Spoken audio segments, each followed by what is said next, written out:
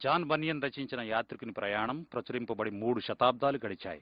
అయినప్పటికీ ప్రపంచంలో బైబిల్ తర్వాత అత్యధికంగా అమ్ముడుపోయే గ్రంథం ఇదే. ఇప్పటివరకు రచించబడిన గ్రంథాలన్నిటిలో యాత్రికుని ప్రయాణం ఎంతో మందిని ప్రభావితం చేసింది.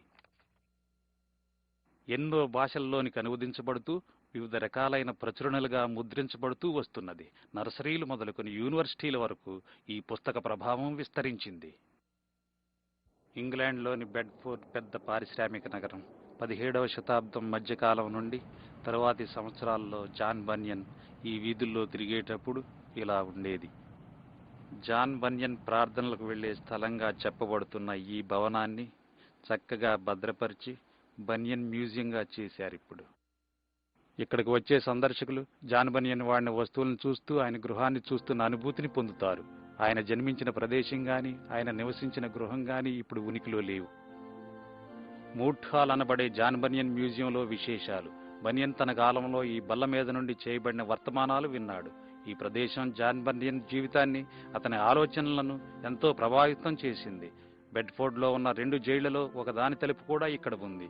దీని వెనుకే 20 సంవత్సరాలు ఖైదీగా ఉండి ఈ గ్రంథాన్ని రచించాడు. ఈ చర్చిలో నమ్మకమైన సభ్యునిగా ఉండేవాడు కానీ అక్కడ బోధన ఆత్మీయ సందేశంగా తీసుకోలేక అసంతృప్తి చెందేవాడు. తన కుటుంబాన్ని ప్రతి ఆదివారం ఈ చర్చికి తీసుకువెళ్లేవాడు. అయితే స్వయంగా బైబిల్ను అధ్యయనం చేస్తూ ఎన్నో విషయాలు నేర్చుకున్నాడు. ఈ బైబిల్ అధ్యయనమే తన సంఘం మరియు వ్యక్తిగత విషయాలను ప్రశ్నించేటట్లు చేసింది. ఉదాహరణకు ఒక విషయం, అతడు కొంతకాలం ఆదివారం ఉదయం చర్చి గంటలు మ్రోగించే బాధ్యత తీసుకున్నాడు. ఆ పని చేస్తూ అందులో ఆనందం పొందటం పాపంగా భావించాడు. గంట మ్రోగించటానికి వెళ్ళినప్పుడు ఏదో ఒక రోజు దేవుని తీర్పులా ఆ గంట వచ్చి తన మీద పడుతుందేమోనని చాలా భయపడ్డాడు. బనియన్ నివసించే బెడ్ఫోర్డ్ నగరానికి దగ్గరలో ఉండే ఎల్స్టవ్ అనే గ్రామం ఆ రోజుల్లో మంచి మత కేంద్రంగా ఉండేది. ఈ విశాలమైన మఠం సామాజిక మత విషయాలకు సంబంధించిన కట్టడంగా మారింది. ఈ చర్చిలో ఉన్న రంగుల అద్దాల కిటికీ జాన్ బనియన్కు అతని గ్రంథానికి జ్ఞాపక చిహ్నంగా ఉంది. అతడు బైబిల్ను బాగా అధ్యయనం చేయటం వలన చర్చి పద్ధతులను అంగీకరించేవాడు కాదు. తన పుస్తకంలో ఎన్నో విషయాలు బనియన్ వ్యక్తిగత నలుగులాటను మాత్రమే కాదు గాని చర్చిలో అతడు చూసిన అతిక్రమాలను కూడా ప్రతిబింబిస్తాయి. ఈ స్థలంలోనే జాన్ బనియన్ జైలు జీవితం అనుభవించాడు. బెడ్ఫోర్డ్ నగరంలో ప్రవేశించేటప్పుడు కనిపించే ఈ వంతెనపై ఒక చిన్న జైలు ఉంది. ఆ జైల్లో ఉన్న కాలంలోనే యాత్రికుని ప్రయాణం అనే గ్రంథాన్ని జాన్ బనియన్ వ్రాయటం ప్రారంభించాడు. ఈ రోజు బనియన్ ప్రతిమ ఆయన గౌరవానికి గుర్తుగా ఉంది గాని అప్పట్లో ఆయన మతాధికారుల వేషధారణ వ్యతిరేకించడం వలన ప్రజలాయనను గూర్చి వేరేగా తలంచేవారు. సరైన విచారణ జరగకుండానే అతడు మరో 11 సంవత్సరాలు బెడ్ఫోర్డ్లో ఉన్న ప్రధాన జైల్లో గడిపాడు. ఈ సమయంలోనే దైవ దర్శనం ద్వారా ఈ గ్రంథాన్ని రాశాడు. లండన్ నగరంలోని ఒక పురాతనమైన చారిత్రాత్మక సమాధుల దొడ్డిలో జాన్ బనియన్ సమాధి ఉంది. దాని ప్రక్కనే ఒక ప్రఖ్యాత రచయిత సమాధి కూడా ఉంది. బనియన్ గ్రంథాన్ని చదివి ఎంతో ప్రభావితుడయ్యానని చెప్పాడు ఈయన. ప్రఖ్యాత ఇంగ్లీష్ ప్రసంగికులు, గీత రచయితలైన జాన్ వెస్లీ, చార్లెస్ వెస్లీల తల్లి సుసన్నా వెస్లీ సమాధి కూడా దగ్గరలోనే ఉంది. యాత్రికుని ప్రయాణం చదివి ఎంతగానో కదిలించబడిన మరో ప్రముఖుడు ఐజక్ వాట్స్ సమాధి కూడా ఇక్కడే ఉంది. క్రైస్తవ సంఘంలో బహుళ ప్రాచుర్యంలో ఉన్న అనేకమైన పాటలు ఈయన వ్రాసినవే. జాన్ బనియన్లోని గొప్పతనాన్ని, ఉద్దేశాలను అర్థం చేసుకోవడానికి నేటి పండితులు ఇంకా ప్రయత్నిస్తూనే ఉన్నారు. మనకు చిరపరిచితమైన యాత్రికుని ప్రయాణం అనే గ్రంథం ఆధారంగా తీసిన చలన చిత్రాన్ని చూడబోతున్నాం. యాత్రికుని ప్రయాణం.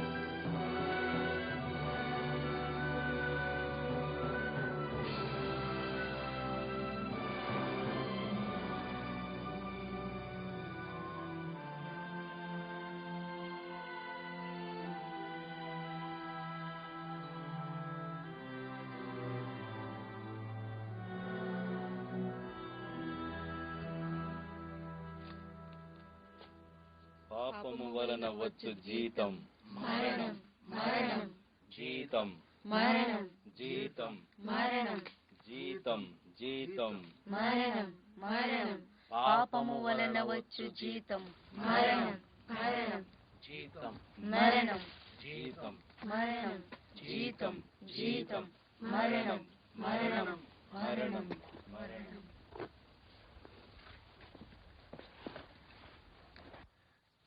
ఓ దేవా, నేను రక్షింపబడాలంటే ఏం చేయాలి?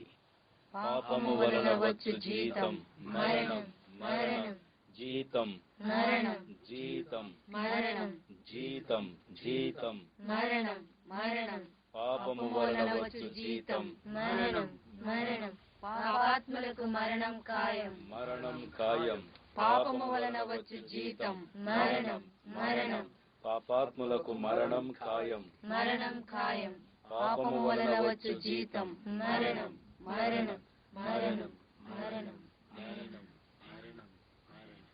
అతని వీపుపై ఉన్న పాపపు మూటెంతో భారంగాను కష్టంగానూ ఉంది. యాత్రికుడు నాశనపురాన్ని విడిచి మోక్షరాజ్యాన్ని వెతుక్కుంటూ సాగిపోతున్నాడు.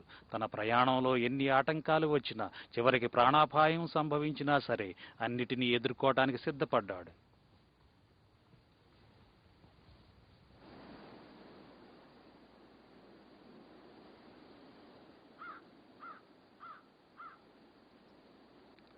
యాత్రికుడు తన వీపుపై భారాన్ని మోయటమే కాదు, అతడు ప్రయాణం చేయాల్సిన మార్గంలో ఎన్నో గోతులు, అపాయాలు, శ్రమలు, నిరాశ, నిస్పృహలు ఉన్నాయి. వీటికి తోడు తన మనస్సే తనకు బద్ధ శత్రువులా ఉంది. నిజానికి వీటన్నిటికీ కారణం అదే.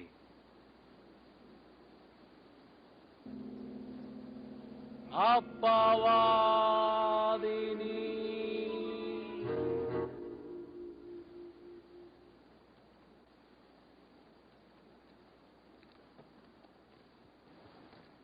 యాత్రికుడు తన వీపు మీద పాపభారం మోస్తున్నప్పటికీ ఒక గ్రంథాన్ని తన చేతిలో పట్టుకున్నాడు. అది జీవగ్రంథం అనబడే బైబిల్. ఆ బైబిల్లోని మాటలే యాత్రికుణ్ణి నాశనపురాన్ని విడిచిపెట్టేలా చేశాయి.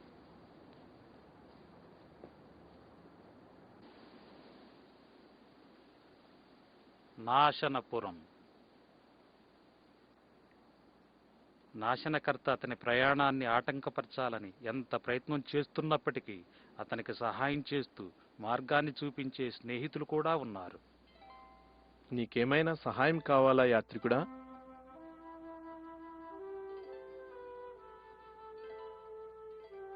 నేను నిన్ను గమనిస్తున్నాను. చాలా శ్రమల్లో ఉన్నట్లున్నావు. అవును, శ్రమల్లోనే ఉన్నాను. ఈ గ్రంథంలో రాబోయే గొప్ప దైవ తీర్పును గుర్చిన విషయాలున్నాయి. నా భార్యాబిడ్డలను, ఇరుగు పొరుగు వారిని హెచ్చరించాను. అయితే వారు నా మాట వినలేదు. తీర్పు గూర్చి నువ్వు చెప్పేది నిజమే. ఆ హెచ్చరికను విని జ్ఞానంగానే ప్రవర్తించావు. నన్ను పరిచయం చేసుకొని, నా పేరు సువార్తికుడు. సువార్తికుడా, మీరు తప్పక సహాయం చెయ్యాలి. దైవ తీర్పు ఎదుర్కోవటానికి సిద్ధంగా లేను. అందువల్లే నాశనపురాన్ని విడిచి వచ్చేశా. నీవెందుకిక్కడున్నావు?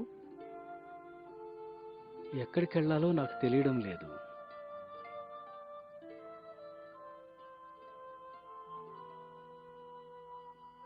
రాబోయే తీర్పును తప్పించుకో. ఎంత దయగలవారు! దైవ తీర్పుని ఎలా తప్పించుకోగలను? తాళపు చెవి. ఇది వాగ్దానం అనే తాళపు చెవి.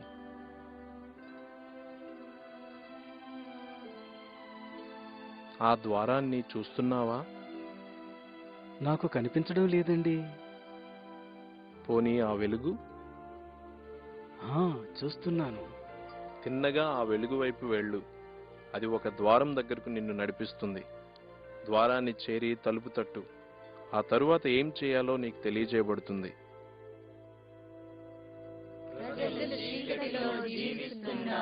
చీకటిలో చీకటిలో గొప్ప వెలుగును చూశారు. గొప్ప వెలుగు, గొప్ప వెలుగు.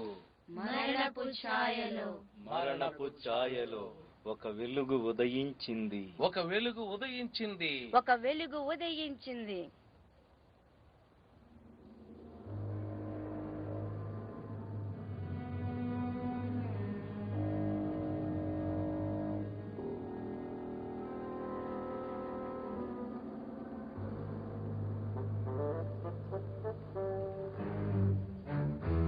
యాత్రికుడా, ఓ యాత్రికుడా.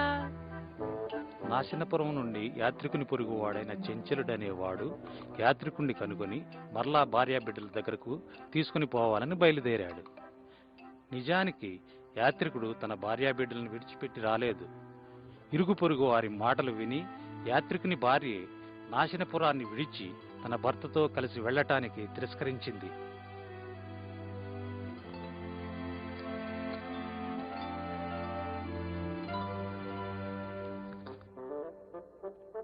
యాత్రికుడా, ఓ యాత్రికుడా.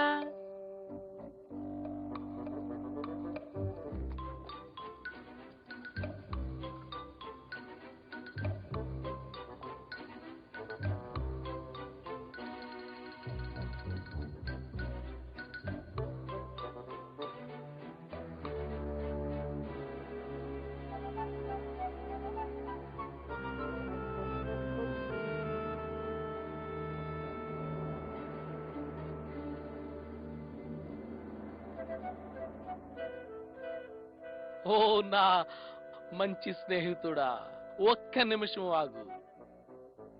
నేనా? సహాయం కావాలండి? ఓ, నేను పరిచయం చేసుకోలేదు కదూ. నా పేరు మూర్ఖుడు. నా పేరు చంచలుడు. చంచలుడు? చంచలుడా? అవును, ఆ, అవును. మంచి కుటుంబం అయ్యా మీది. నాకు తెలుసు, మంచి కుటుంబం. నేను యాత్రికుడిని కలుసుకోవాలని ప్రయత్నిస్తున్నాను. యాత్రికుడు? యాత్రికుడా? నేనెప్పుడు ఆ పేరు విన్నట్టు లేదే. ఈ రోజు ఉదయమే వెళ్ళిపోయాడు. ఆయన భార్యను, పిల్లల్ని, స్నేహితుల్ని విడిచిపోయాడు. పాపం పాపం, ఎంత బాధ. మంచి మంచి మనుషులందరూ ఇలాగే పాడైపోతున్నారు కదా. అవునవునవునవునవును, మహా బాధ. సహాయం చేయగలరా? యాత్రికుణ్ణి తన భార్య బిడ్డల దగ్గరకు తీసుకెళ్ళాలి. మళ్ళీ అతను మంచిగా మార్చాలంటావా? బహుశా నేను సహాయం చేయగలను అనుకో. సహాయం చేయడం నాకు వెన్నతో పెట్టిన విద్య. తప్పకుండా తప్పకుండా. అలాగే అలాగే అలాగే.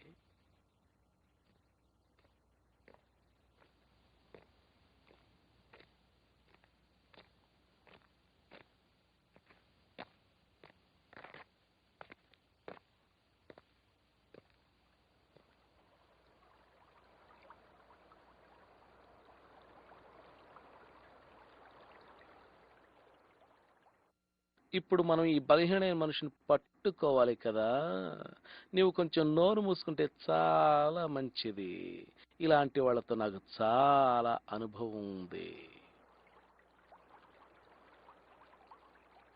మెలకువగా ఉండు, జాగ్రత్తగా ఉండు. నీ శత్రువైన అపవాది వస్తున్నాడు. నీ శత్రువైన అపవాది వస్తున్నాడు. నీ శత్రువైన అపవాది వస్తున్నాడు. ఇక్కడున్నావా యాత్రికుడా? నీకోసమే వచ్చాను. నీకు ముందే చెప్పాను నన్ను మాట్లాడనీయమని. అలాగే మూర్ఖుడు గారు. సరే సరే, అలాగేనండి, అలాగే. వావ్ వావ్, ఎంత అద్భుతం. నీవు యాత్రికుడు కదా? యాత్రికుడు? అవును, యాత్రికులు చాలా మంచివారు. అవునవునవును, నాకు బాగా తెలుసు. యాత్రికుడి కుటుంబం చాలా మంచివారు. మరి మీరు అన్నారు.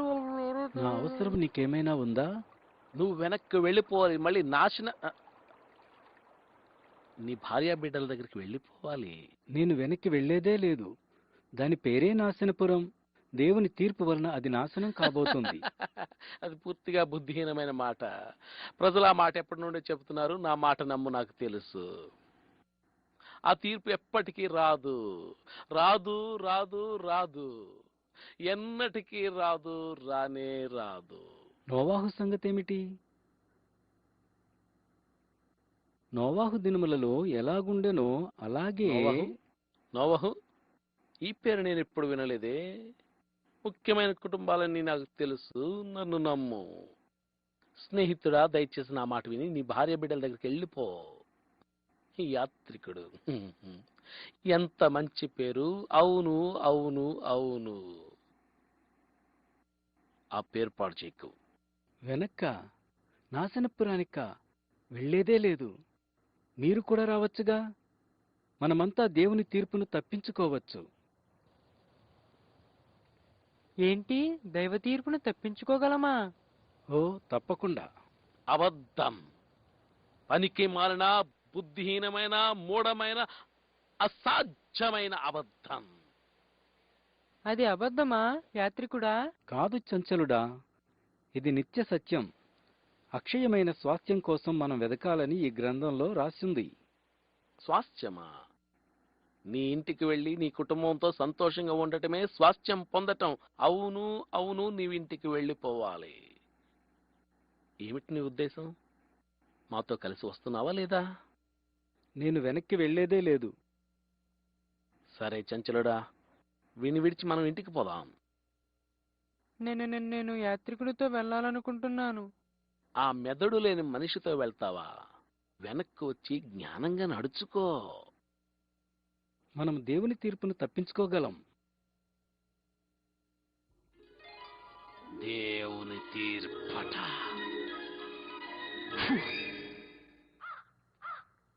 మనుషులొక్కసారే మృతి పొందవలనని నియమింపబడెను.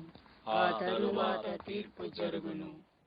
నీ దగ్గరున్న గ్రంథంలోని మాటలు సత్యమని నువ్వు నమ్ముతున్నావా యాత్రికుడా? ఆ గ్రంథములో రాయబడినట్లు నిత్యజీవ నిరీక్షణార్థం అనాది కాలములో సత్యదేవుడు వాగ్దానం చేశాడు. ఆ గ్రంథం ఇంకా ఏ విషయాల గురించి చెప్తుంది యాత్రికుడా? శాశ్వత రక్షణ వాగ్దానం చేయబడింది. నీతి కిరీటాన్ని పొందుతాం. ఇక దుఃఖం, కన్నీరు ఉండవక్కడ. మన కన్నీళ్లన్నీ ఆ పరలోక రారాజే పూర్తిగా తుడిచివేస్తాడు.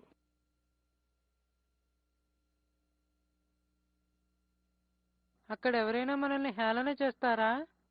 లేదు చంచలుడా. అద్భుతం అద్భుతం. అక్కడ ఎవరుంటారు?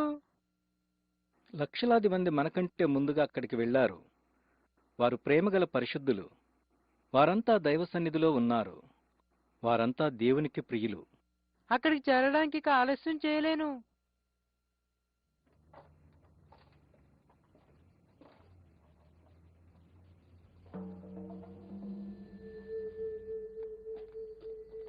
హే, వాళ్ళని చూడండి.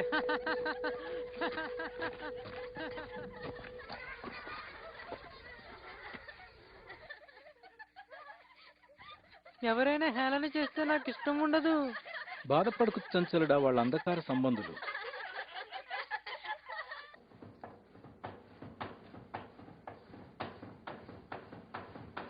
యాత్రికుడా, నాకు చాలా ఆకలి, దాహంగా ఉంది.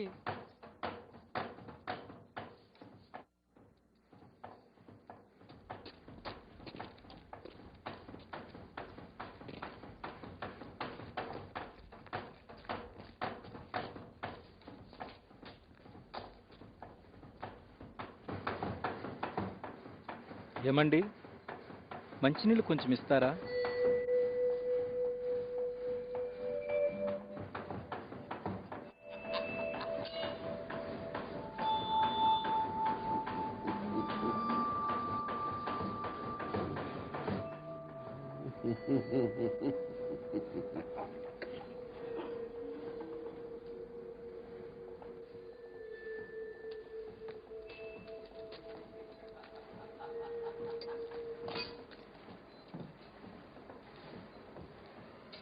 యాత్రికుడా, ఈ ప్రయాణం చేయడం చాలా కష్టం. బైబిల్ అది సులువని చెప్పలేదు. అద్భుతమైన గమ్యాన్ని వాగ్దానం చేసింది.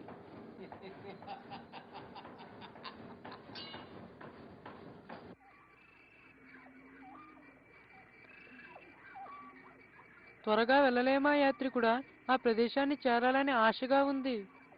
నేను త్వరగా నడవలేను. ఎందుకంటే నా వీపున భారం ఉంది. ఈ రాత్రి విశ్రాంతి కోసం ఒక స్థలం చూసుకుంటే మంచిది. వద్దు యాత్రికుడా, త్వరగా వెళ్ళిపోదాం. ఈ గ్రంథం చెబుతున్న ప్రదేశాన్ని చూడకుండా ఆగలేను.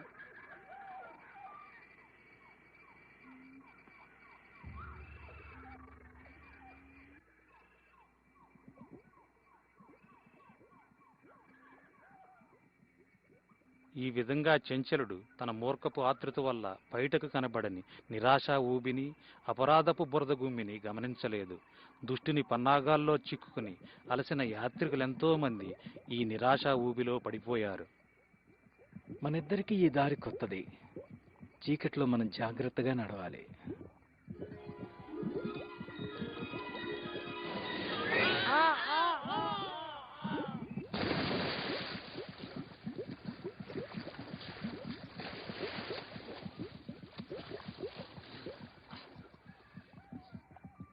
ఇదేనా నీ గ్రంథం చెబుతున్న అద్భుత ప్రదేశం? ప్రయాణం ప్రారంభంలోనే ఎలా ఉంటే ఇక చివరికి ఎలా ఉంటుందో. దయచేసి నన్ను బయటికి లాగు. ఈ భారం నన్ను ఊబిలోనికి నెట్టేస్తుంది.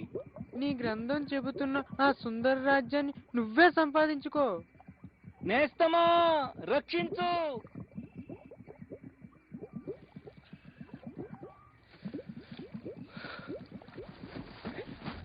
నా పేరు సహాయకుడు. నీ కేకలు విన్నాను. వందనాలండి, వందనాలు. సువార్తికుడనే వ్యక్తి నన్ను కలిసి ఈ దారి గుండా వెళ్ళమన్నాడు. కానీ ఇలా చీకటిలో నీవు ఒక్కడవే వెళ్ళకూడదు. మనుషులు చెడుతనమనే నాచుతోనూ మురికితోనూ నిరాశ ఊబి నిండిపోయింది. పాపం చేసిన వారు తమ ఘోరస్థితిని తెలుసుకున్న తరువాత భయ సందేహాలతో ఈ ఘోరమైన ఊబిలో తరచుగా పడిపోతుంటారు. అలాంటి వారిని మీరు కాపాడతారా? సహాయాన్ని వారు కోరుకుంటే పాపం ఎక్కడ విస్తరించినో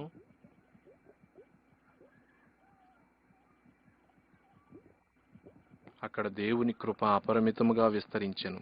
ఆ మాటలు బైబిల్లో ఉన్నాయి. ఇక నేను వెళ్తాను. కొంచెం ముందుకెళ్తే ఈ రాత్రి గడిపేందుకు స్థలం దొరుకుతుంది.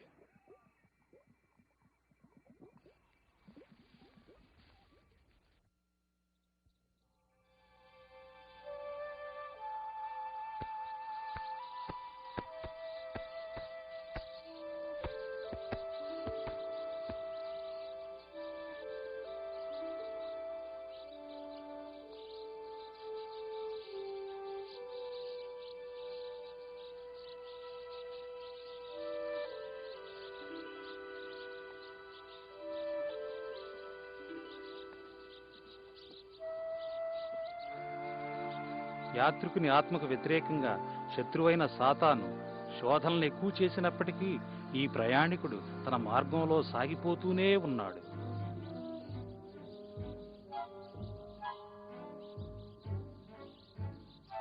మెలకువగా ఉండు, జాగ్రత్తగా ఉండు.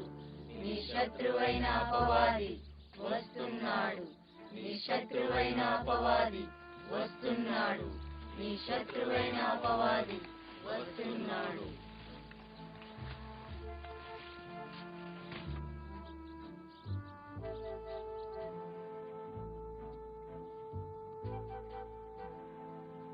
లోకజ్ఞాని. ఇదిగో బాబు, దాహంతో ఉన్నట్టున్నావు. నీకు ఆకలేస్తున్నట్టుంది. నా ఇంటికి రా, నువ్వు తినడానికి ఏదైనా ఏర్పాటు చేస్తాను. ఏదో కొంచెం ఆహారం, పానీయం. అవును అవును అవును, చెప్పడం మర్చిపోయానే. నా పేరు జ్ఞాని, లోకజ్ఞాని. నా పేరు యాత్రికుడు. యాత్రికుడు? యాత్రికుడా? అవును అవును అవును అవును, బాగా తెలిసిన పేరులాగుంది. అద్భుతం అద్భుతం. యాత్రికులు మంచివారు, చాలా మంచివారు నిజంగా.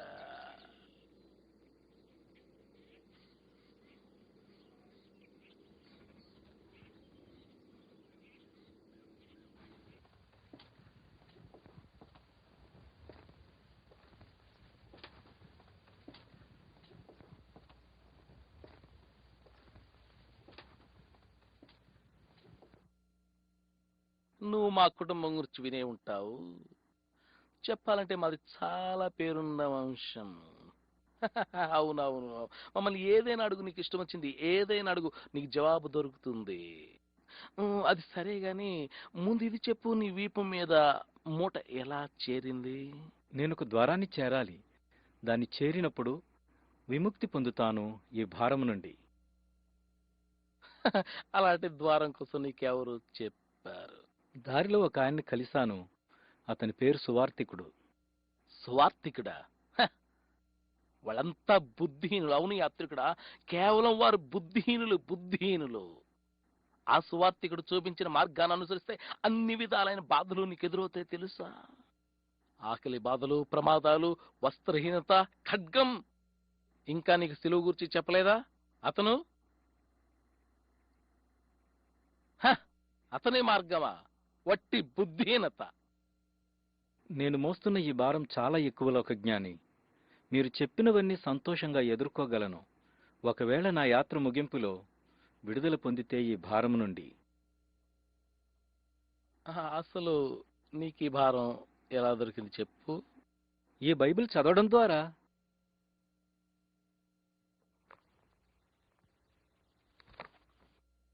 నీకు ఈ విషయం తప్పక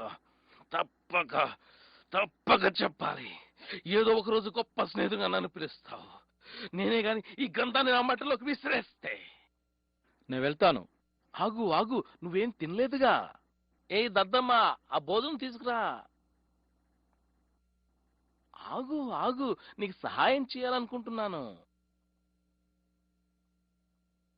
నువ్వు మతాసక్తి గలవాడని గ్రహించాను. మంచిది, చాలా మంచిది. ఈ ప్రపంచానికి మతాసక్తి పరులు చాలా మంది అవసరం యాత్రికుడా. నీ ముందున్న ఆ కొండను చూస్తున్నావా? ఆ కొండ పైన ధర్మ కార్యాలపురం ఉంది. అది ఎంతో చక్కని చిన్న ఊరు. నాకు అక్కడే ఉండాలని ఇష్టం యాత్రికుడా, చాలా ఇష్టం. అయితే అక్కడి వాతావరణం నాకు పడలేదు. అక్కడ నా ప్రియమైన స్నేహితుడు ఉన్నాడు, న్యాయానుసారి. ఆ కొండపైనున్న మొట్టమొదటి ఇల్లే అతనిది. నీ భారం నుండి నువ్వెలా విడుదల పొందగలవో చెబుతాడు నా ప్రియమైన స్నేహితుడు, న్యాయానుసారి.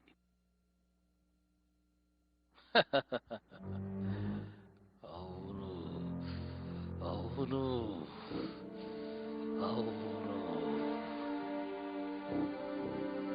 ధర్మకార్యాలపురం.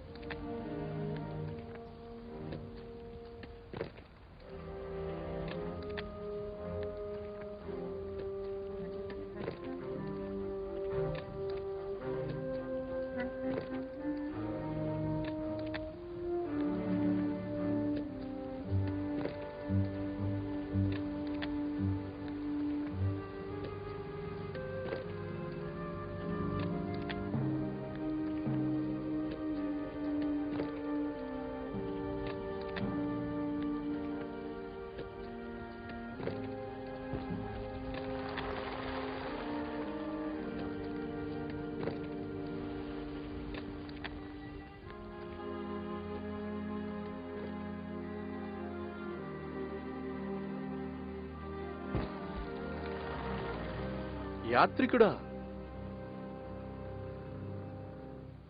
ఇక్కడ నువ్వేం చేస్తున్నావు? అసలైన మార్గం నుండి నీవింత త్వరగా ఎలా తప్పిపోయావు? ఒక పెద్ద మనిషి నన్ను కలిసి ఈ భారాన్ని తొలగించుకునే విధానం తెలియచేశాడు. నువ్వా గ్రంథములోని మాటలు చదివావు కదా. ఆ వాక్యము సజీవమై బలము కలదై రెండంచులు గల ఎటువంటి ఖడ్గము కంటే వాడిగలది. ఇంత గొప్ప రక్షణను నిర్లక్ష్యం చేస్తే నువ్వెలా తప్పించుకోగలవు? పాపం చేశాను. అవిశ్వాసివి కావద్దు యాత్రికుడా.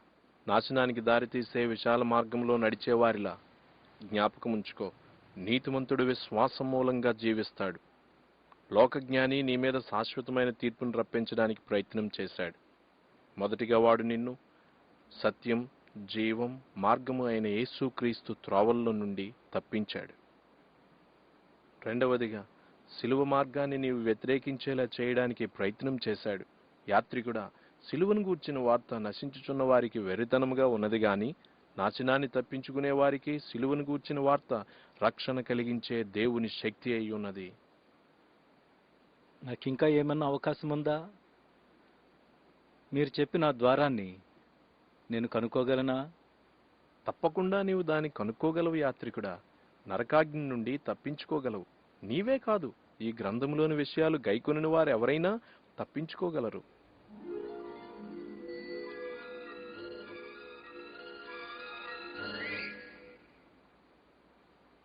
విశ్వాసము ద్వారా కృపచేతనే రక్షింపబడి ఉన్నారు. విశ్వాసము ద్వారా క్రియల వలన కలిగినది కాదు. దేవుని వరమే విశ్వాసము ద్వారా రక్షింపబడి ఉన్నారు. ధర్మశాస్త్ర సంబంధమైన క్రియల మూలంగా ఏ మనుషుడును నీతిమంతుడని తీర్పు తీర్చబడడు. విశ్వాసము ద్వారా రక్షింపబడి ఉన్నారు. భక్తిహీనులు కదులుచున్న సముద్రము వంటి వారు.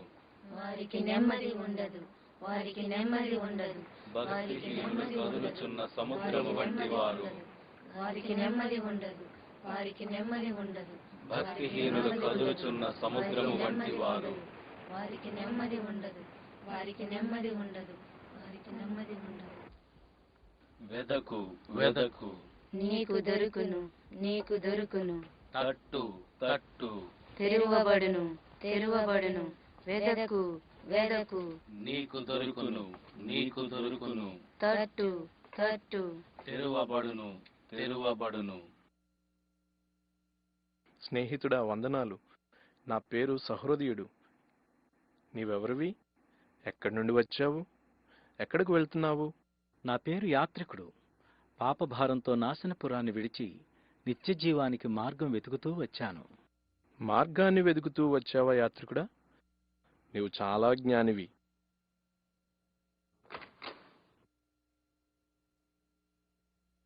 రా, నీకు చూపిస్తాను.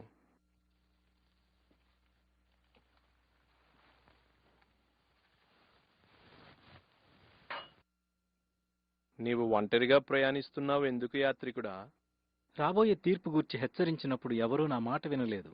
నా కుటుంబం, ఇరుగు పొరుగువారు, స్నేహితులు నన్ను హేళన చేశారు. అదంతే, ఈ లోకంలో తరచుగా అలా జరుగుతుంది. సహృదయుడా, దయచేసి నా వీపు మీదున్న ఈ భారాన్ని తొలగించి నాకు సహాయం చేయగలవా? జవాబు ఆ గ్రంథంలోనే ఉంది. ఈ దారిలోనే కొంచెం ముందుకెళ్తే ఉపదేశకునిల్లు కనిపిస్తుంది. అతని దగ్గరికెళ్ళు, నీకు సహాయం చేస్తాడు. వందనాలండి, వందనాలు. విశాల మార్గం, నాశనానికి నడిపిస్తుంది. ఇరుకు మార్గం, జీవమునకు దారి చూపిస్తుంది. విశాల మార్గం, నాశనానికే, నాశనానికే, ఇరుకు మార్గం, జీవమునకే, జీవమునకే, విశాల మార్గం. నాశనానికే, నాశనానికే.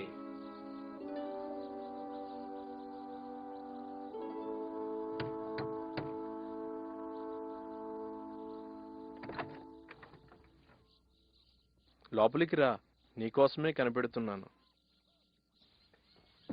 చివరికి ఉపదేశకుని ఇంటిలో యాత్రికుడు తన ప్రయాణ సఫలతను రూఢిపరిచే సమాచారాన్ని పొందుతాడు. ఉపదేశకుని మాటలు యాత్రికునికి మనోవికాసాన్ని కలుగచేసి బైబిల్లోని జ్ఞాననిధులు కనుగొనేందుకు బంగారపు తాళపు చెవిలా సహాయపడ్డాయి. ఈ యవనస్తుని అన్వేషించే హృదయంలోనికి సూర్యకాంతిలా గొప్ప నిరీక్షణ ప్రవేశించింది. ఈ చిత్రంలో ఉన్న అర్థమేమిటి? ఈ చిత్రంలో ఉన్న వ్యక్తి అపోస్తులతో కలిసి ఇలా చెబుతున్నాడు: నా చిన్నపిల్లలారా, మీ యందు క్రీస్తు స్వరూపం ఏర్పడేంత వరకు నాకు మరలా ప్రసవ వేదన కలుగుచున్నది. విశ్వాసమునకు కర్తయు దాని కొనసాగించువాడైన యేసువైపు చూడాలి. దేవుని వాక్యము మన పాదములకు దీపమును, మన త్రోవకు వెలుగునై ఉన్నది.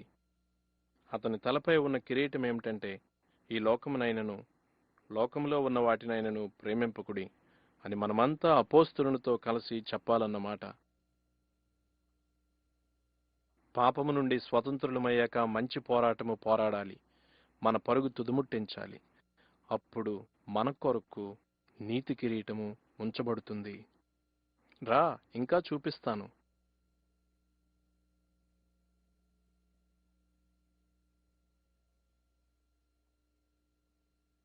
ఆ భారం గూర్చి ఆలోచిస్తున్నావు కదూ? నిజమే ఉపదేశకుడా, అదే నా ఆలోచన. ఈ నేల రక్షించే దేవుని శక్తితో కూడిన సువార్త శక్తిని అనుభవించక ముందుండే మానవ హృదయానికి సూచన. ఈ ధూళి ప్రతి హృదయంలో ఉండు పాపము, చీపురు ధర్మశాస్త్రానికి లేదా పాపక్షమాపణ కొరకు చేసిన పుణ్యకార్యాలకు గుర్తు. ధర్మశాస్త్ర క్రియల మూలంగా ఏ మనుష్యుడు నీతిమంతుడిగా తీర్చబడలేడు. కేవలం సువార్త శక్తి మాత్రమే పాపాలను తొలగించగలదు. ఎవడైనను క్రీస్తునందున్న ఎడల అతడు నూతన సృష్టి. పాతవి గతించెను, క్రొత్తవి ప్రవేశించెను. కాదు,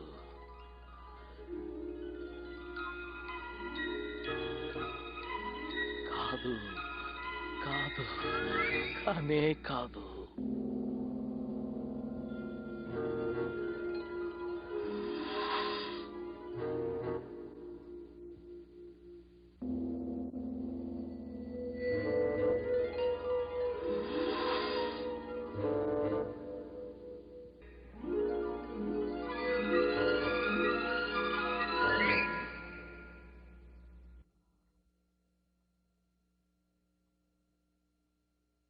అవును, ఉపదేశకుడు మార్గాన్ని చూపించాడు. అతని మాటలు చీకటిలో దీపంలా ఉన్నాయి. ఆకాశమును భూమియు గతించును గాని ఈ గ్రంథములోని మాటలు ఏమాత్రమును గతింపవు. పాపులను రక్షించుటకు క్రీస్తు యేసు లోకమునకు వచ్చెను. పాపులలో నేను ప్రధానుడను. శరీరమూలముగా జన్మించినది శరీరమును, ఆత్మమూలముగా జన్మించినది ఆత్మయునై ఉన్నది. మీరు క్రొత్తగా జన్మింపవలను. మీరు విశ్వాసము ద్వారా కృపచేతనే రక్షింపబడి ఉన్నారు. ఇది మీ వలన కలిగినది కాదు, దేవుని వరమే. అది క్రియల వలన కలిగినది కాదు గనుక ఎవడునూ అతిశయింపకూడదు.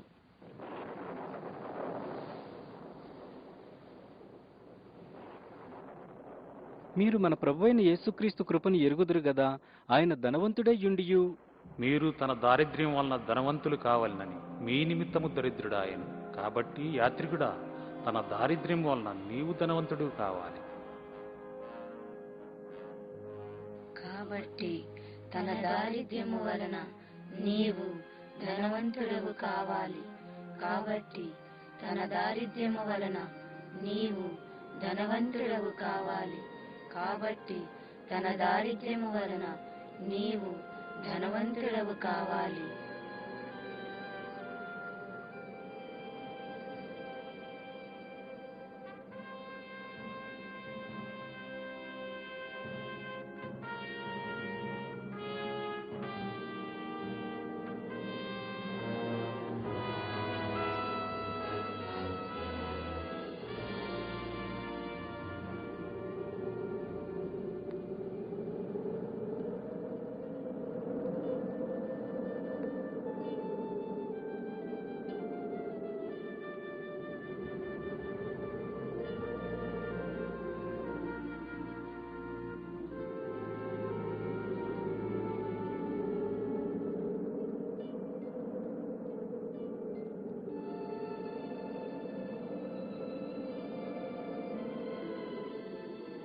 మన అతిక్రమ క్రియలను బట్టి అతడు గాయపరచబడిను, మన దోషములను బట్టి నలుగుగొట్టబడిను.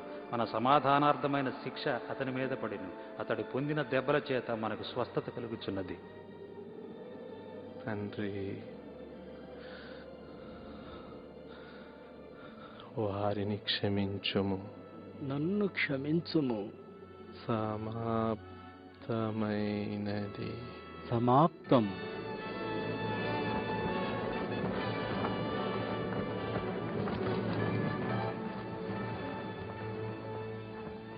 ఈ సువార్త వలననే మీరు రక్షణ పొందితిరి. లేఖనముల ప్రకారము క్రీస్తు మన పాపముల నిమిత్తము మృతి పొందెను, సమాధి చేయబడిను. లేఖనముల ప్రకారము 3వ దినమున లేపబడిను. ఈ గ్రంథములోని మాటలు ఎన్నటికీ గతించవు. ఇక నుండి నీ పేరు యాత్రికుడు కాదు, ఇప్పుడు నీ పేరు క్రైస్తవుడు.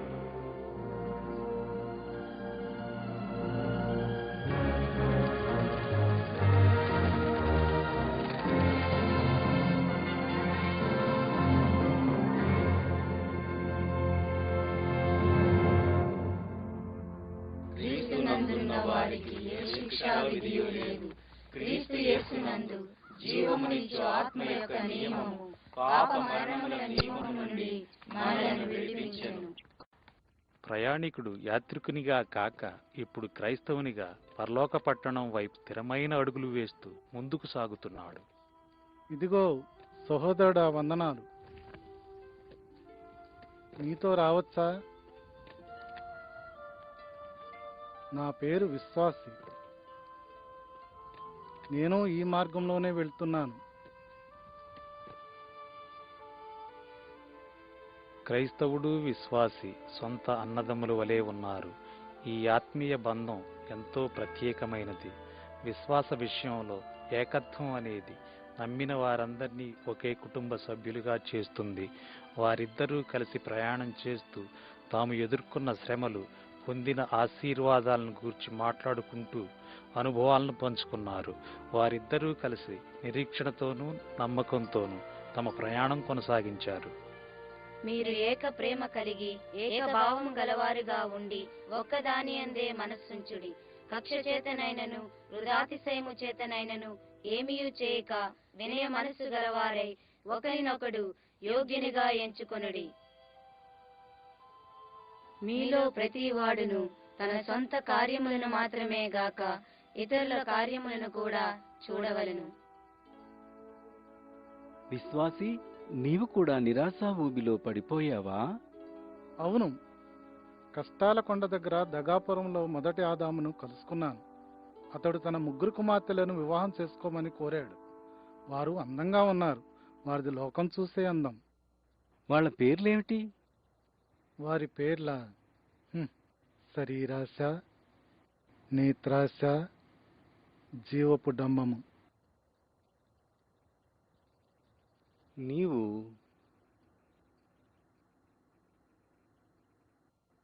వారిని జయించగలిగావా? దేవుని కృప వల్ల జయించాను.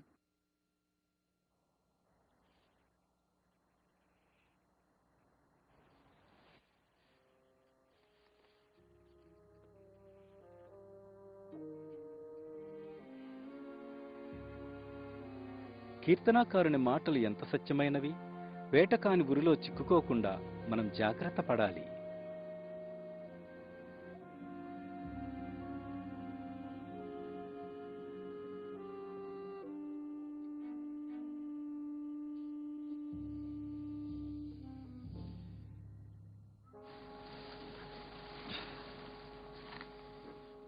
వేటకాని ఉరిలో చిక్కుకోకుండా మనం జాగ్రత్త పడాలని ముందే చెప్పలేదా? అవును, చెప్పావు. మనలో ఏ చెడు తలంపులు లేవు కదా. మరెందుకు సాతాను వల్ల పడ్డాం? మనం మంటివారము కదా. విను, వాక్యాన్ని నేను తప్పుగా చెప్పాను. ప్రభువును గూర్చి ఇలాగ ఉంది: వేటకాని ఉరిలో నుండి ఆయన నిన్ను విడిపించును. విడిపిస్తాడా క్రైస్తవుడా దీని నుండి? అవును విశ్వాసి, ఆయన మనల్ని విడిపిస్తాడు. అది బైబిలులోని వాగ్దానం. తన వాగ్దానాలలో దేనిని ఆయన తప్పిపోడు. బలవంతుడైన నా శత్రువు చేతి నుండి ఆయన నన్ను విడిపిస్తాడు. లోకమును జయించిన విజయము మన విశ్వాసమే. ఇది గొప్ప విడుదల, సంతోషించి సంబరపడే సమయం. కానీ అప్పుడే ప్రక్కన ఉన్న కొండల్లో నుండి మాయసంత శబ్దాలు వస్తున్నాయి. మాయసంత. వెళ్ళండి, మీరు ఈ లోకంలో ఉన్న లోకానికి చెందరు.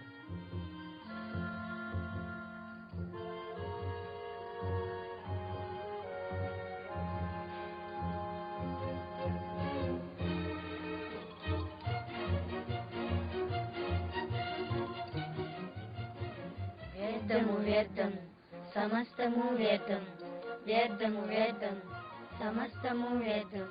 సూర్యుని క్రింద దుర్వస్థ ఒకటి నాకు కనబడెను. అది మనుషులకు బహువిశేషముగా కలుగుతున్నది.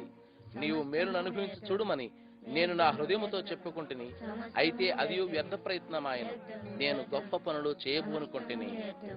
వ్యర్థము వ్యర్థము సమస్తము వ్యర్థము.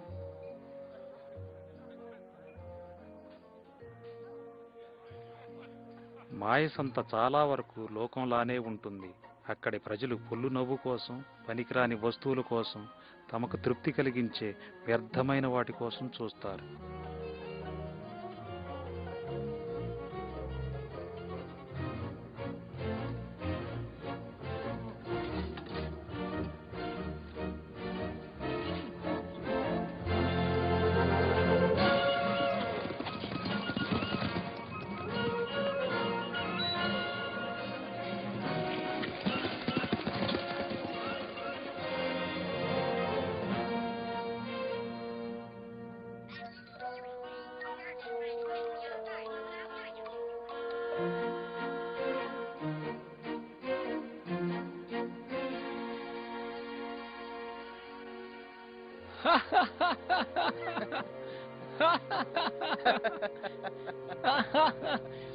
ఇదిగో అందరూ ఇలా వచ్చి వీళ్ళని చూడండి.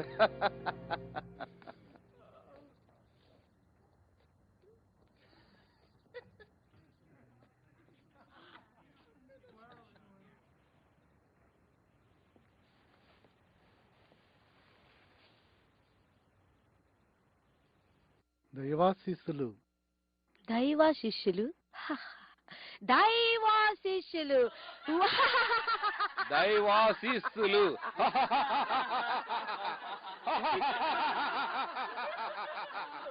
దైవాశిష్యులు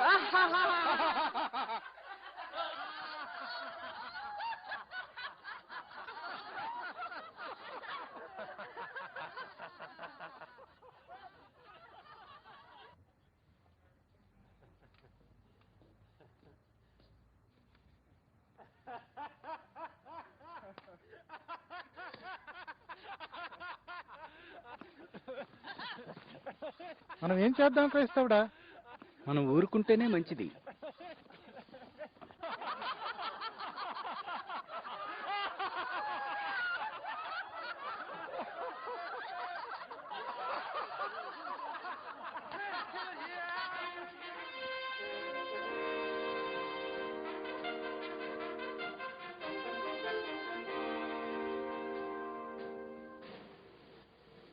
యువరాజు,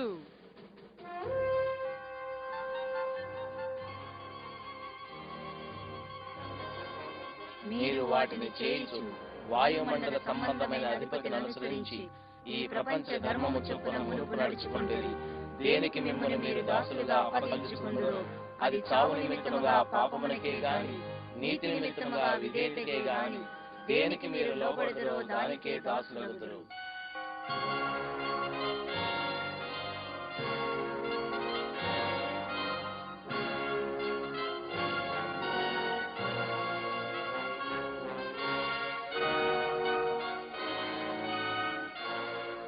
నిరీక్షకుడు అనే యువకుడు ఈ మాయసంతలోని సమస్తమైన దుష్టత్వానికి శరీరేచ్ఛలకు దూరంగా జీవిస్తున్నాడు.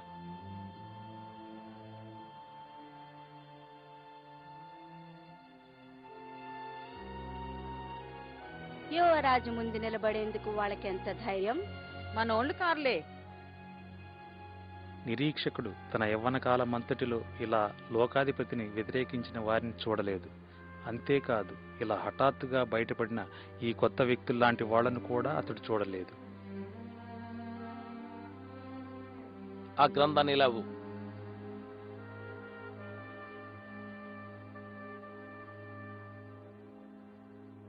నా ముందు తల వంచకూడదని ఈ గ్రంథం మీకు ఆజ్ఞాపించిందా? చెప్పండి.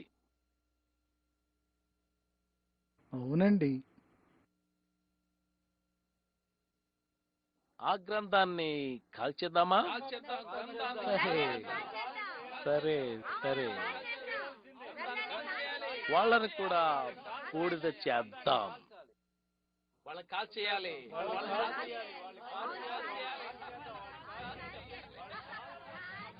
మీ ఇద్దరికి మరణశిక్ష విధిస్తున్నా. వాళ్ళని కాల్చేయాలి.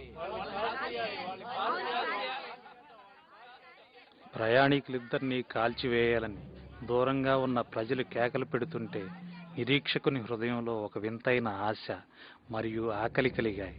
నిజంగా ఏదైనా ఉత్తమమైన మార్గం ఉంటే దాన్ని కనుగొనటానికి ధైర్యం కలిగింది.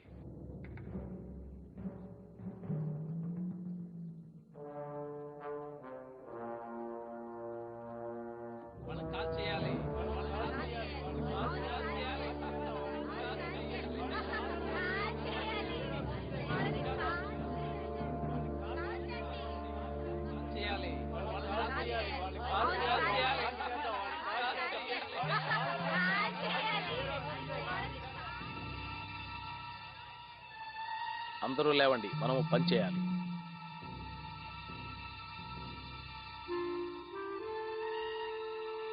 మొదటి ప్రయాణికుడిని తీసుకురండి.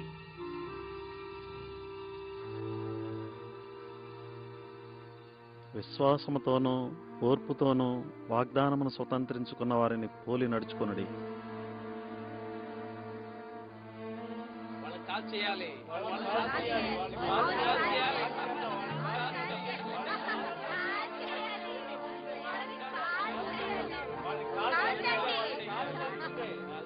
నేను మీతో సత్యమును చెప్పుచున్నాను, ఎవడైనను నా మాట విని నన్ను పంపిన వాని యందు విశ్వాసముంచిన ఎడల వాడు తీర్పులోనికి రాక నిత్య జీవములోనికి వచ్చును.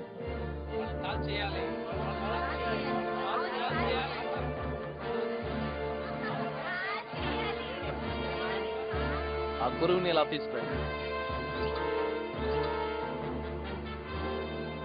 వాళ్ళని కాల్ చేయాలి.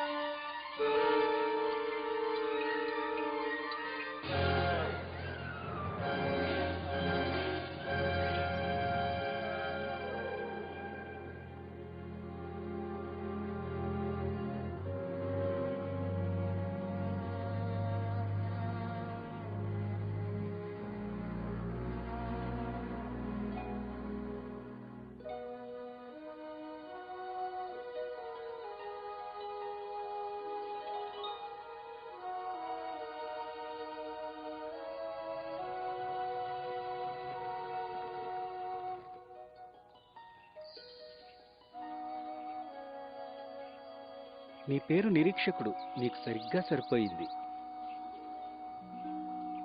చాలా సంవత్సరాలుగా నా హృదయం అంతా అర్థం లేని నిరీక్షణతో నిండి ఉండేది.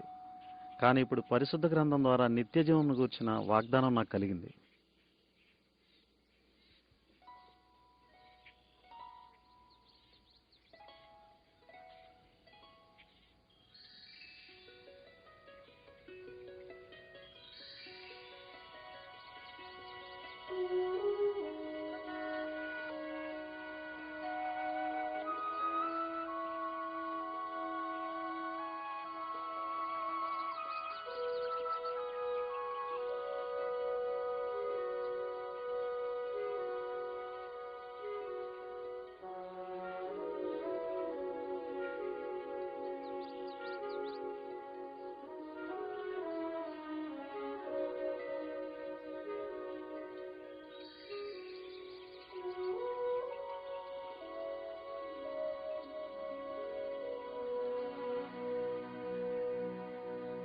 నేనెప్పుడూ ఇటువంటి అద్భుతాలను ఇంతకుముందు చూడలేదు.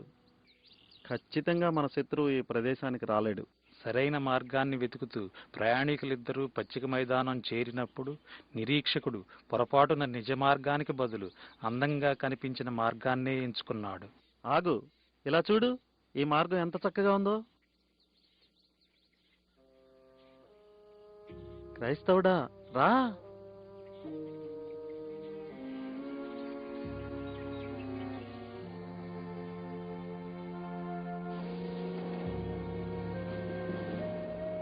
నిరీక్షకుడా, మనం మార్గం తప్పినట్టున్నాం. మన ముందు తుఫానుంది చూడు. ఇంకా మనం తప్పు మార్గంలోనే వెళుతున్నాం నిరీక్షకుడా.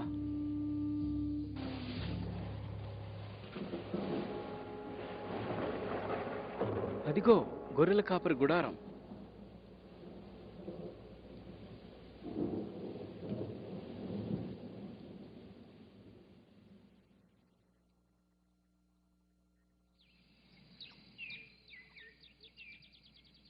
చూడు క్రైస్తవుడా, ఈ రాత్రికి మనం ఆ కోటలో పడుకోవచ్చు. తినడానికి ఏమైనా దొరుకుతుందా?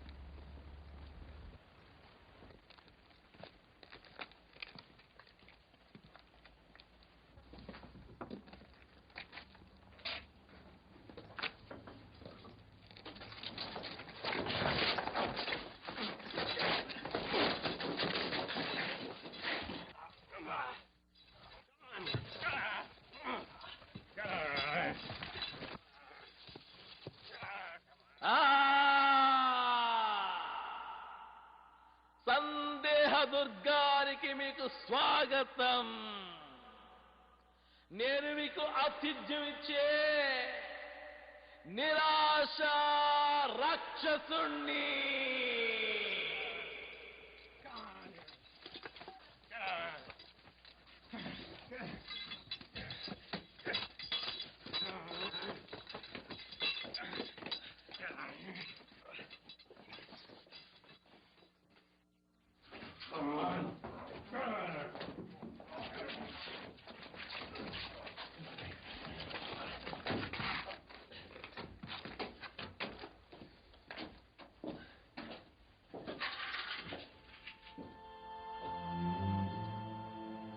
మోక్షరాజ్యాన్ని కనుగొనాలనే గురితో ఉన్న ఈ ఇద్దరి ప్రయాణికులకు ఇది ఎలా జరిగింది?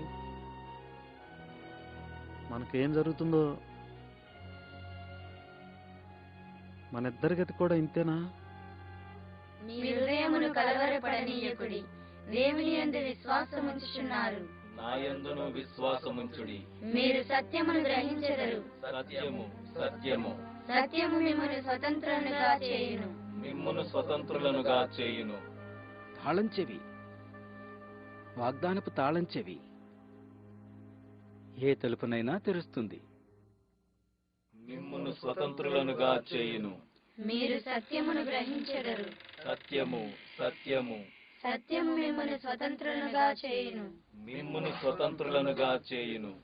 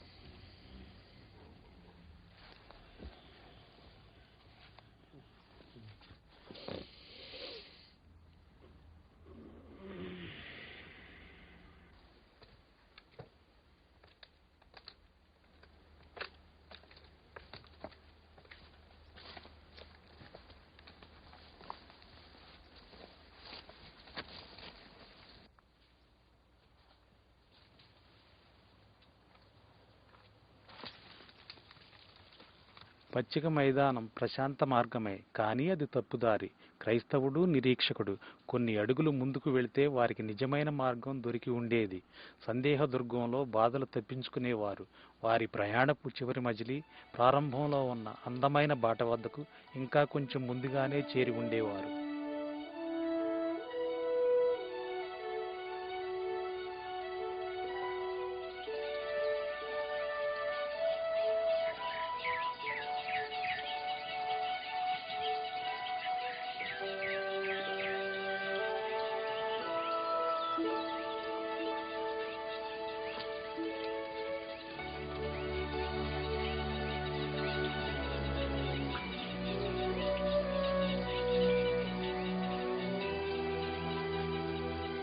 ఈ సుందర ప్రదేశంలో రకరకాల ఫలాలు, పుష్పాలు, పాలుతేనెలు ఉన్నాయి. క్రైస్తవుడు నిరీక్షకుడు గొర్రెల కాపర్ల బసకు చేరుకున్నారు. వారు కేవలం గొర్రెల కాపర్లు కారు, అంతకంటే ఎక్కువగా వారు సంరక్షకులు, మార్గదర్శకులు, నిజమైన స్నేహితులు, అసలైన సహోదరులు.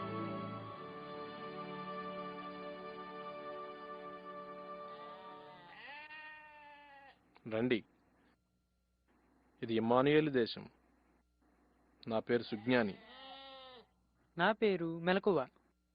నా పేరు అనుభవజ్ఞుడు. నా పేరు యథార్థవంతుడు. నేను క్రైస్తవుడను. నా తోటి ప్రయాణికుడు నిరీక్షకుడు. ఇది ఇమ్మానుయేల్ దేశం గనుక మోక్షరాజ్యానికి సమీపిస్తున్నామన్నమాట. అవును, దగ్గరలోనే ఉన్నారు. మెలకువ, వారికి చూపిద్దాం.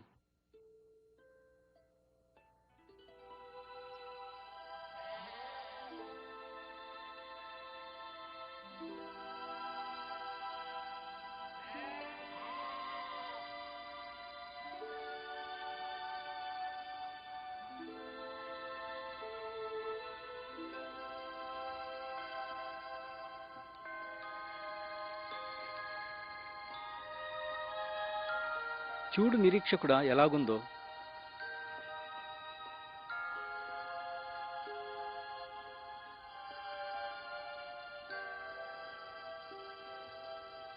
క్రైస్తవుడా రా, త్వరగా సాగిపోవాలి. మీరు చాలా దూరం వెళ్ళాలి. ఇప్పటికే చాలా దూరం వచ్చారు. కాసేపు విశ్రాంతి తీసుకోండి. ఎలా ఆగలం? మేము వెంటనే వెళ్ళాలి.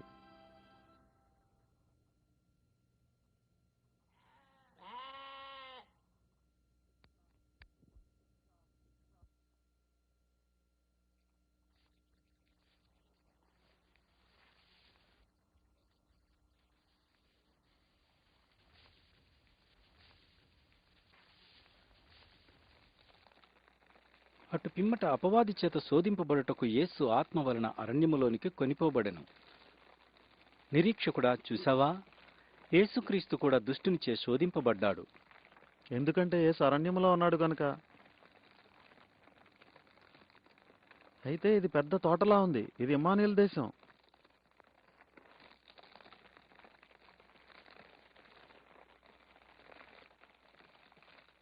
ఒక వ్యక్తి ఇంత దూరం వచ్చాక తప్పకుండా అతనికి భద్రత ఉంటుంది.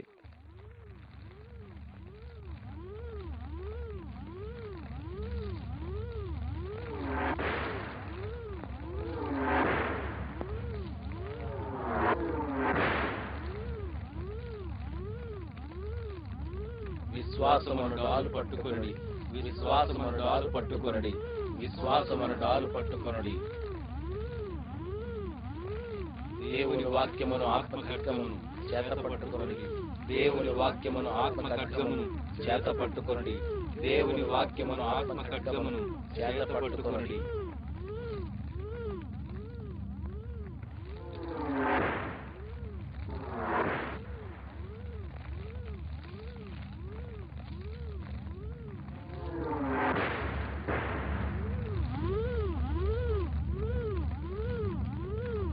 దేవునికే మహిమ.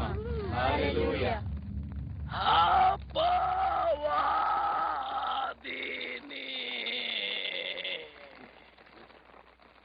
యుద్ధం చేసేది మీరు కాదు. క్రైస్తవుడు ఈ మాటను బైబిల్లో ఎన్నోసార్లు చదివాడు. యుద్ధం యెహోవాదే. యుద్ధం యెహోవాది అయినట్లే విజయం కూడా యెహోవాదే. ఈ విధంగా వారి ప్రయాణం ముగిసింది. క్రైస్తవుడు, నిరీక్షకుడు అని వీరిద్దరూ మోక్ష రాజ్యంలో ప్రవేశించే సమయం వచ్చింది.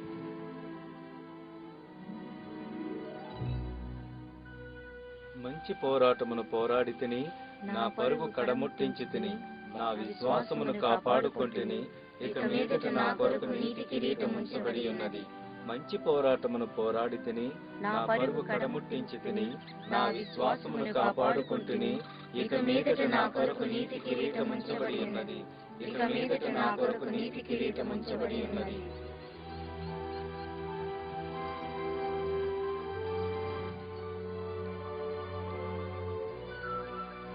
ఆకాశమును భూమియు గతించును గాని నా మాటలు ఏమాత్రమును గతింపవు.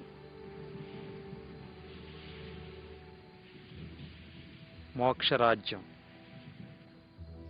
మరణపు లోయ మీదుగా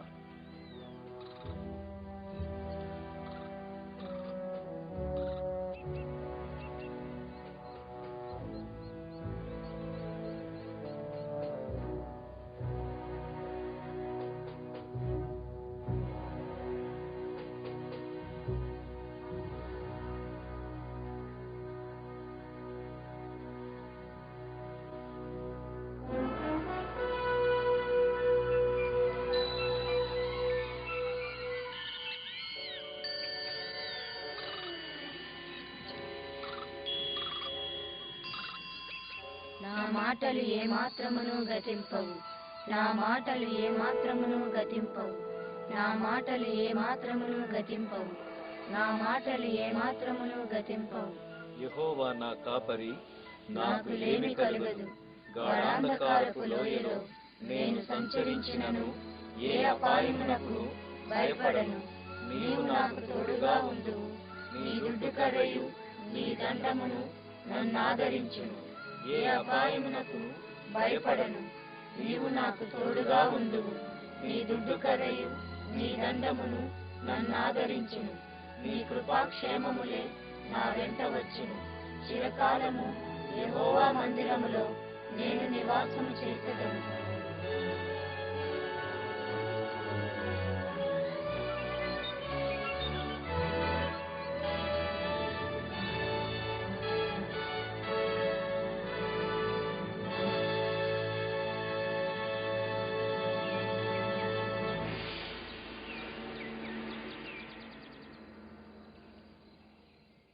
వాళ్ళని పోగొట్టుకున్నాను.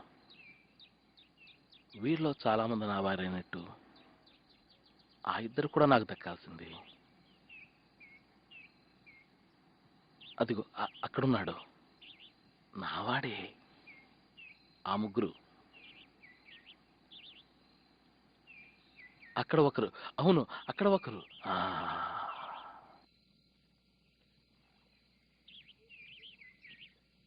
అపవాది మిగతా వారి కోసం ఎదురు చూస్తున్న సమయం ఇది.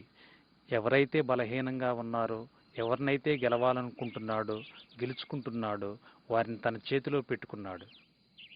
నాకు కావలసింది ఇంకొకరున్నారు. బహుశా బహుశా నువ్వు.